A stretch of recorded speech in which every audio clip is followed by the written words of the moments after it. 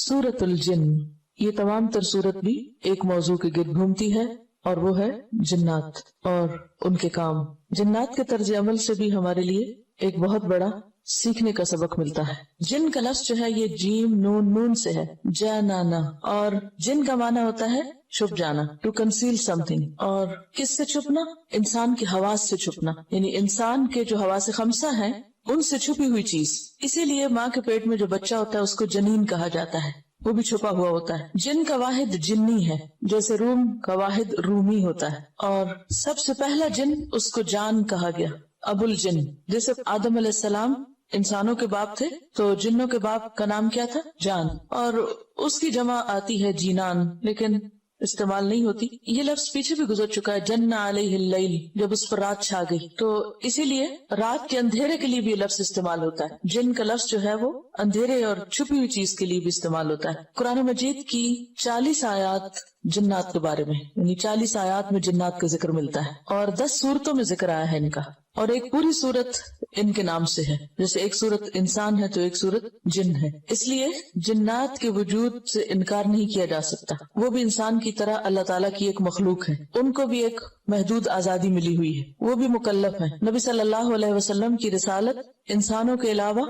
जिन्नात की तरफ भी थी। जब ये कहा गया ना वमा अरसलनाका इल्ला रहमतल लिल आलमीन, तो आलमीन में फिर सिर्फ इंसान नहीं बल्कि जिन भी शामिल है। इसीलिए आप सल्लल्लाहु अलैहि वसल्लम ने जिन्नात के मुतालबे पर उनको कुरान सुनाया। दुनिया की हर सोसाइटी में किसी न किसी शक्ल में जिन का कॉन्सेप्ट जरूर मौजूद, और हर शख्स के पास जिन्नात से मुतल्लिक कोई न कोई कहानी और कोई न कोई कहने की बात जरूर मिलेगी। बल्कि जिन्नात ऐसी मखलूक है जिनसे तारुफ बचपन से ही हो जाता है, यानी बच्चों को बहुत शुरू में ही जिन्नात का तारुफ होता है और आमतौर पर बच्चे एक दूसरे को तारुफ करा देते हैं और बहुत ही दिलपसंद टॉपिक या मशगला होता है। जिन्नात में आमतौर पर तो नाम जो है वो जिन ही है, लेकिन वो जिन्नात जो घरों में रहते हैं उनका नाम आमिर होता है, आमिर। और जो बच्चों से इंटरेक्ट करते हैं वो अरवाह कहलाते हैं। इसी तरह जो बहुत विकेट है वो शैतान है, और सरकश जिन मारिद कहलाते हैं। मजबूत तरीन इफरीत, आला इफरीत मिनल जिन्न, बहुत ही कवि है कल और बहुत मजबूत, तो गोया उनके भी दर्जे हैं। फिर इसी तरह जो जिन्नात शरीर हैं जिनको शैतान कहा जाता है, तो उनकी भी कई किस्में हैं। मसलन उनमें से एक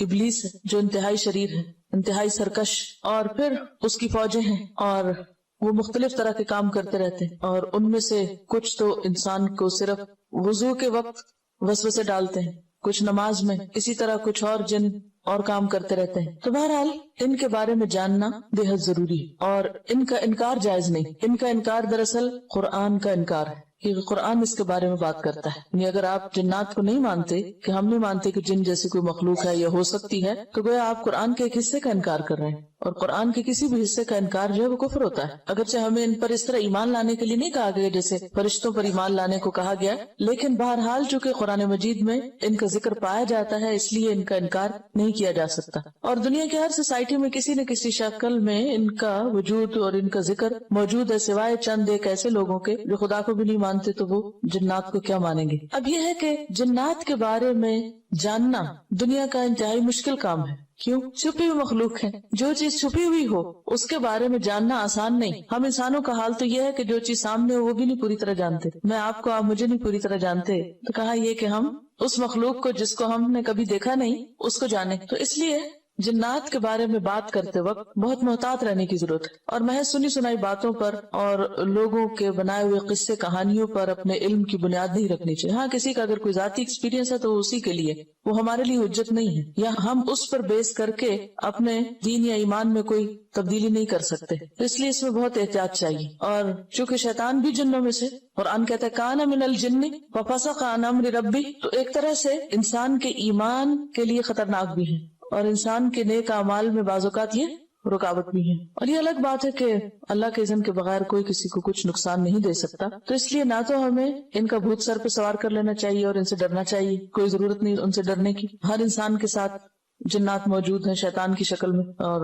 आप उनसे भाग के कहीं जा नहीं सकते, लेकिन शुक्र अल्लाह ने उनको छुपा के रखा है, इसलिए से हमें एहसास भी नहीं होता कि वो हमारे साथ हैं। और ना ही उनसे डर के, उनका खौफ खा के इंसान उनकी पूजा शुरू कर दे। दुनिया में इनके बारे में दो इंतहाई नजरियात पाए जाते हैं। कुछ लोग तो सिरे से इनको मानते नहीं और कुछ लोग इनके बारे में غلوب کا شکار ہیں اور وہ ان کو خدا مان لیتے ہیں یا ان کی عبادت شروع کر دیتے ہیں یا ان سے پناہ لینے لگتے ہیں. تو یہ دونوں رویے جو ہیں یہ درست نہیں ہے. درست کیا ہے, کرنا کیا چاہیے, کہاں تک رہنا چاہیے جو ہمیں قرآن نے یا نبی صلی اللہ علیہ وسلم نے بتا دیا, بس وہی تک, کیونکہ یہ بھی علم غیب ہی سے ایک طرح سے تعلق رکھتے ہیں. یعنی جنات کے بارے میں علم جو ہے جو بتا دیا وہ تو بتا دیا گیا, لیکن جو نہیں معلوم اس کے بارے میں زیادہ تحقیق سے بھی بعض اوقات فائدہ کچھ نہیں. تو آئیے دیکھتے ہیں کہ قرآن مجید میں ان کا ذکر کس انداز سے پایا جاتا ہے. بسم اللہ الرحمن الرحیم. قل کہہ دیجئے اے محمد صلی اللہ علیہ وسلم, اوحیا وحی کی گئی, الیہ میری طرف, یعنی میں نے خود دیکھا نہیں, مجھے وحی کے ذریعے بتایا گیا. کیا بتایا گیا؟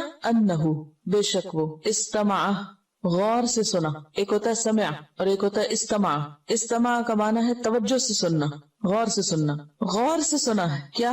قرآن. نفرن ایک جماعت نے, ایک گروہ نے. نفر کہتے ہیں 3 سے 10 تک کی جماعت کو, یعنی ان کی تعداد 3 اور 10 کے بیچ میں تھی. اور نفر اسم جمع ہے. اسم جمع کیا ہوتا ہے؟ جو دیکھنے میں واحد نظر آتا ہے لیکن ایک جماعت کو ریپرزینٹ کرتا ہے. مثلا قوم, قوم کی جمع کیا ہوتی ہے؟ اقوام. لیکن قوم ایک شخص کا نام نہیں ہوتا, قوم کے اندر بہت سے لوگ ہو سکتے ہیں. تو ایسے اسماء کو کیا کہتے ہیں؟ اسم جمع. تو نفر بھی اسم جمع ہے.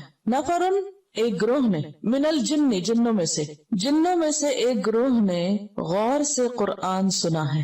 یہ بات مجھے وحی کے ذریعے پتا چلی ہے اور مجھے کہا گیا ہے کہ میں آگے دوسرے لوگوں کو بھی بتا دوں کہ ایسا ہوا ہے. فقالو تو انہوں نے کہا, کنہوں نے؟ جنوں نے. انا سمعنا بے شک ہم نے سنا ہے. کیا؟ قرآنن قرآن. عجبا عجیب, حیران کن. ہم نے ایک عجیب قرآن سنا ہے.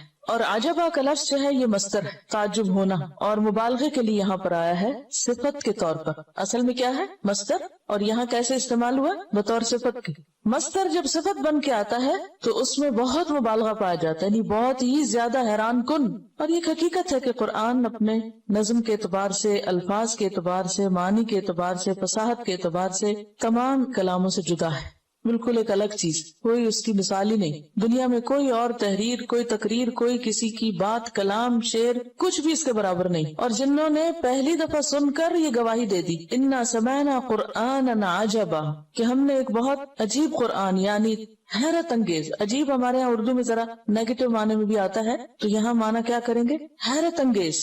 حیرت انگیز قرآن سنا ہے. اب یہ واقعہ کہاں پیش آیا, کب سنا؟ اس کے بارے میں صحیحین میں ایک روایت آتی ہے ابن عباس کی کہ نبی صلی اللہ علیہ وسلم تبلیغ کی غرض سے اپنے صحابہ کی ایک جماعت کے ساتھ اوکاز کے بازار کی طرف گئے. اوکاز اور ظلم جنہ, یہاں میلے لگتے تھے, بازار لگتے تھے جس میں بہت بزنس ہوتا تھا, اور اس کے علاوہ کھانے پینے کا سامان بھی ہوتا اور شعر و شاعری کی مجلسیں بھی ہوتی. تو نبی صلی اللہ علیہ وسلم ایسی جگہوں پر جا کر تبلیغ کیا کرتے تھے, یعنی جہاں لوگ پائے جاتے وہیں آپ جاتے اور وہیں بات سناتے. تو آپ اوکاز کے بازار کی طرف روانہ ہوئے.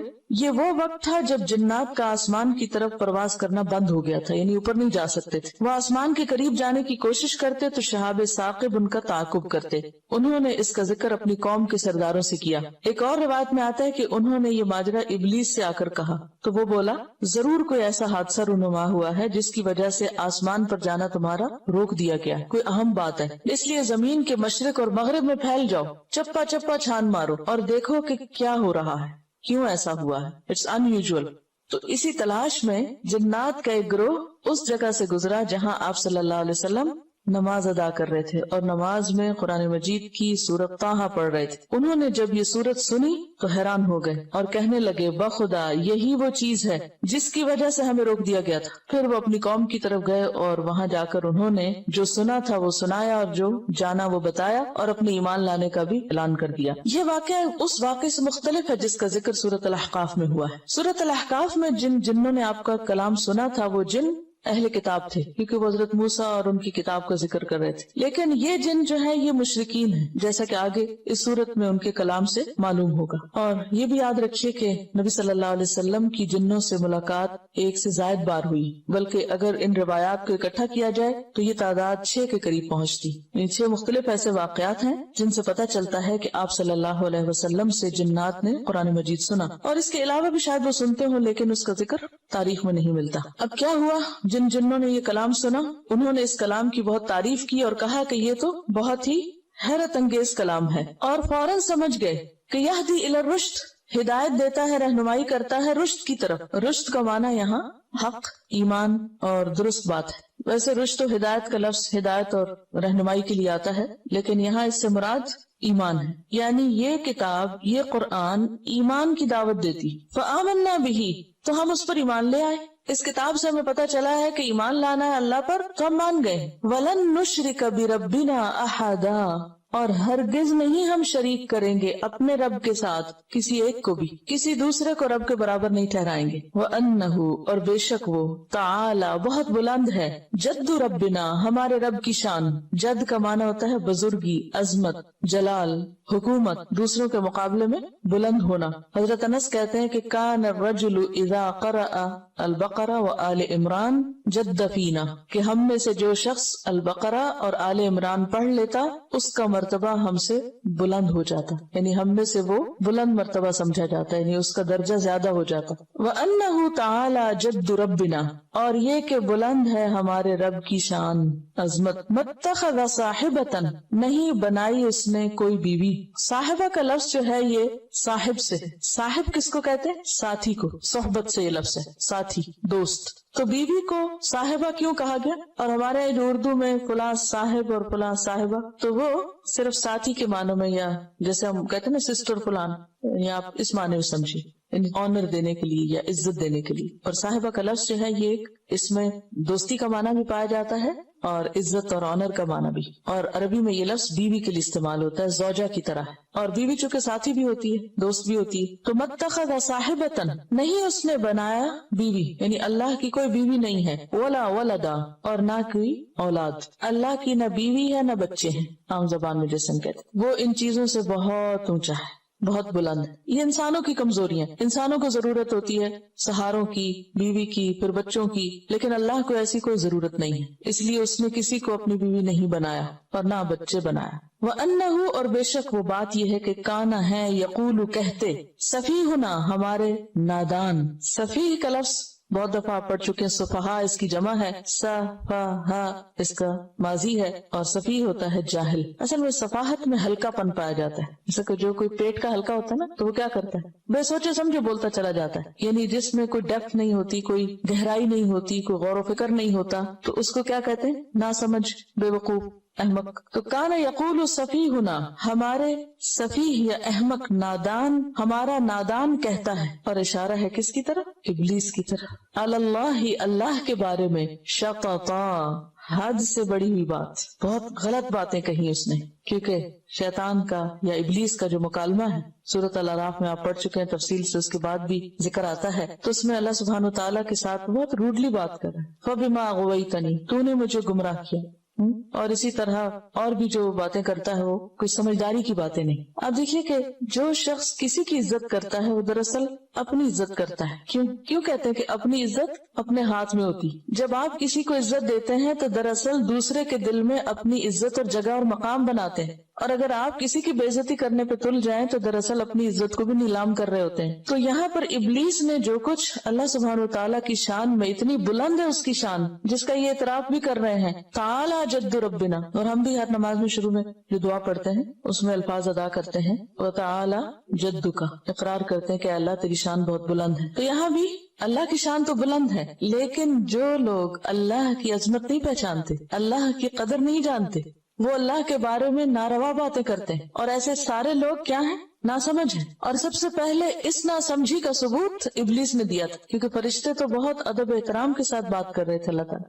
وَنَحْنُ نُسَبِّحُ بِحَمْدِكَ وَنُقَدِّسُ لَكَ، اس کے مقابلے میں ابلیس نے غلط قسم کی باتیں کی. تو چونکہ یہاں سفیہ واحد ہے، وَأَنَّهُ كَانَ بھی واحد ہے، یقول بھی واحد ہے، سفیہ بھی واحد ہے، تو اس لیے مراد اس سے ابلیس ہے. اور پھر ابلیس کے بعد اس کے فالوور سارے آ جاتے ہیں. اس میں عمومی معنی میں سارے ہی ایسے ہیں جو بھی ایسی بات کرے. وَأَنَّهُ كَانَ يَقُولُ سَفِيهُنَا عَلَى اللَّهِ شَطَطًا، اور بے شک ہمارا احمق یا نادان اللہ کے بارے میں حد سے بڑی ہوئی باتیں کرتا ہے. شطط کہتے ہیں حد سے آگے بڑھنے کو۔ اب یہ ساری گفتگو جنات کی ہے، جس کو وحی کے ذریعے آپ صلی اللہ علیہ وسلم تک پہنچایا گیا، اور آپ نے اسے پھر ہم تک پہنچایا، یعنی بات پہلے آپ کو بتائی گئی، پھر آپ نے آگے بتائی۔ تو ہمیں پتا چلا کہ جنات نے قرآن سن کر کن خیالات کا اظہار کیا، اپنے کون سے تاثرات بیان کیے۔ جیسے آپ لوگ بھی قرآن سنتے ہیں، کوئی سورت پڑھتے ہیں، تو پھر آپ گھر جا کر یا راستے میں یا کسی سے فون پر یا لکھ کر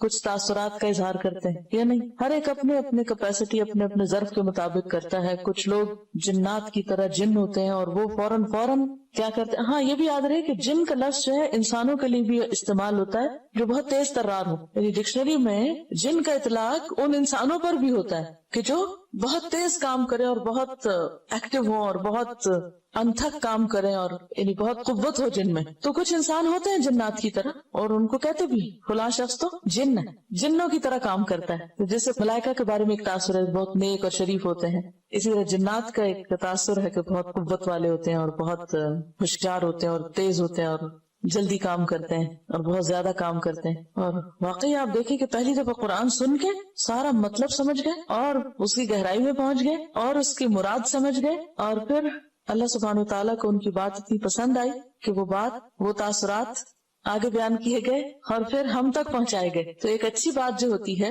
یعنی بیسیکلی کیا ہے، یہ قرآن کے بارے میں جنات کے خیالات کا اظہار ہے یا قرآن کی تعلیم کے بارے میں۔ تو اس سے یہ بات بھی پتہ چلتی ہے کہ قرآن سن کے سو نہیں جانا چاہیے، اور جو باتیں دل میں آئے انہیں دل میں نہیں رہنے دینا چاہیے، انہیں لکھ دینا چاہیے، بول دینا چاہیے، تاکہ پھر وہ ہمارے پارٹ پر ہمارا ایک حصہ بن جائے اللہ کی بات کو آگے پہنچانے کا۔ تو یہاں پر آپ دیکھیے کہ اس پارے کا 29ویں پارے کا جو مرکزی مضمون ہے وہ کیا ہے؟ دعوت اللہ، اور دعوت اللہ کا اسلوب کیا ہونا چاہیے، میتھڈالوجی کیا ہونی چاہیے، طریقہ کار کیا ہونا چاہیے، کب دعوت دینی چاہیے، پہلی دفعہ سن کر کچھ آگے بتا دینا چاہیے یا نہیں، وہ سارے سوالوں کے جواب یہاں سے ہمیں ملتے ہیں۔ تو جنات نے پہلا سبق سن کر اپنے تاثرات کا اظہار اپنی قوم کے پاس جا کے کیا اور پوری تقریر کر دی، اور جس میں سب سے پہلے خود قرآن کا ذکر ہے، پھر قرآن کا مقصد بتا دیا، یہدی الی الرشد، سیدھے راستے کی طرف لے جانے والا ہے، اور پھر فآمنا بھی، ہم قرآن پہ ایمان لے آئے، ولن نشرک بربنا احد، ہم شرک ہرگز نہیں کریں گے، اور پھر یہ کہ اللہ کی شان بہت بلند ہے، بہت عظمت والا ہے، اور اللہ کی کوئی بیوی بچے نہیں، اور یہ ہے کہ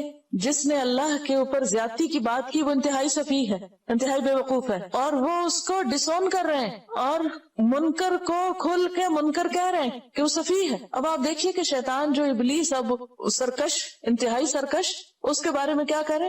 سفیہ ہونا، کہتے ہیں سفیہ ہونا، ہمارا سفیہ ہے، ہم میں سے ہے لیکن سفیہ ہے جو اللہ کے بارے میں ایسی بات کرے۔ تو آپ دیکھیے کہ کس طرح کھل کھل کے حق کا اظہار کیا ہوا ہے، نڈر ہو کر، وَأَنَّا ظَنَنَّا، پھر اپنی غلطیوں کا اعتراف بھی ہے، اور بے شک ہم سمجھتے تھے کیا أَلَّن تَقُولَ الْإِنسُ وَالْجِنُّ، کہ ہرگز نہیں کہہ سکتے انسان اور جن، علی اللہ، اللہ پر، کذبا، جھوٹ۔ اب یہاں پر ظنّا انا نہیں ہے، اس لیے ظنّا کا معنی گمان کریں گے، یقین نہیں کریں گے، اور ہم سوچا کرتے تھے، ہمارا گمان تھا کہ انسان اور جن اللہ پہ جھوٹ نہیں کہہ سکتے، یعنی جو بھی کہتے ہیں صحیح کہتے ہیں، اور اب یہ خود اعتراف کر رہے ہیں اپنے غلط خیالوں کا اور اپنے خیالات کی خود تردید کر رہے ہیں۔ اچھا، ہم اگر زندگی میں کبھی ماضی میں غلط قسم کے خیالات رکھتے ہوں عقیدے میں یا عمل میں، تو عام طور پر اس کا ذکر کرنا پسند نہیں کرتے کہ ہماری غلطی ہے یا ہم غلط کہتے تھے یا غلط سوچتے تھے، یعنی غلطی کا اعتراف آسان نہیں ہوتا۔ لیکن یہاں پر آپ دیکھیں کہ قرآن نے ان کے دل کیسے بدلے، اور وہ اپنے غلط خیالات کا بھی اعتراف کر رہے ہیں کہ ہمارا یہ خیال ہوا کرتا تھا،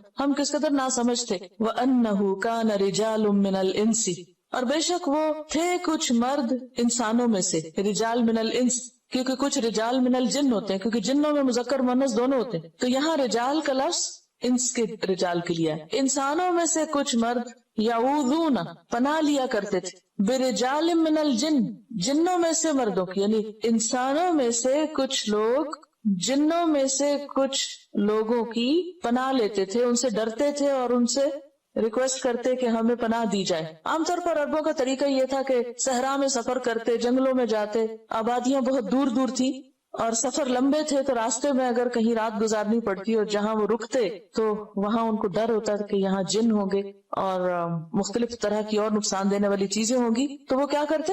سارے شر سے بچنے کے لیے جنوں کی پناہ مانگتے کہ میں اس وادی کے رب جن کی پناہ لیتا ہوں، وہ میری حفاظت کرے تاکہ مجھے کوئی نقصان نہ پہنچے۔ تو اس کی طرف یہاں اشارہ ہے۔ اللہ کے سوا کسی سے پناہ لینا سب شرک، صرف اللہ ہی ہے جو پناہ دے سکتا ہے۔ اور یہ جو یعوذون کا لفظ ہے نا، عین واو ذال سے، عاذ یعوذ کا معنی ہوتا ہے کسی کی پناہ طلب کرنا، اسی سے لفظ تعویذ ہے۔ یہ جو تعویذ لکھتے لکھاتے ہیں نا، اگر اللہ کے علاوہ کسی اور کی مدد مانگی جائے، خواہ کوئی فرشتہ ہو خواہ کوئی جن ہو، تو شرک ہے۔ لہٰذا ایسے تعویذ لکھے ہوئے جن کے اوپر نمبرز ہوتے ہیں اور کوئی پتہ نہیں چلتا کہ اس سے مراد کیا ہے، اور بعض آپ نے اگر کبھی دیکھے ہو تعویذ تو ان کے اوپر عجیب و غریب جنوں کے نام اور عجیب و غریب قسم کے لفظ لکھے ہوئے ہوتے ہیں، اور جن سے مراد کچھ ارواح